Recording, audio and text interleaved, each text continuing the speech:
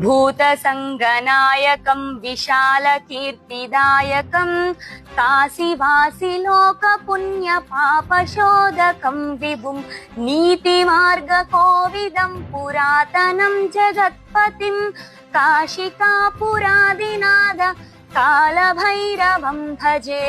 భూత సంఘనాయకం, ఆయన చుట్టూ భూతాలు ఉంటాయంట. భూతాలు అంటే ఏవి? మన పంచభూతాలు కాదు, భూత ప్రేత పిశాచాలే.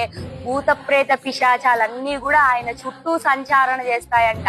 ఆ భూతాలన్నిటికీ కూడా పరమశివుడి యొక్క బేతాల అవతారము భూతాలన్నిటికీ కూడా నాయకత్వాన్ని వహిస్తాయి. కాబట్టి ఆయన బేతాళుడుగా ఉన్నప్పుడు భూత సంఘనాయకం విశాల కీర్తిదాయకం, అమితమైనటువంటి కీర్తి ఉన్నవాడు, విశాల కీర్తిదాయకుడు, గొప్ప కీర్తిని కలిగిన వాడు.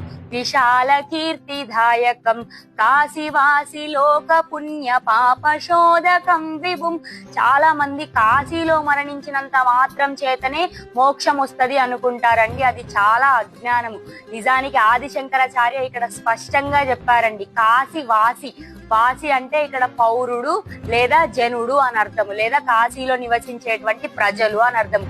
కాశీవాసి లోక పుణ్య పాపశోధకం విభుం. కాశీలో నివసించినటువంటి వారి యొక్క పాపము పుణ్యము అన్నింటినీ కూడా శోధించి వాళ్ళకు పాపం ఇయ్యాలా పుణ్యం ఇయ్యాలా అన్ని దాన్ని బట్టి స్వామివారు ప్రసాదిస్తారంట. కాశీవాసి లోక పుణ్య పాప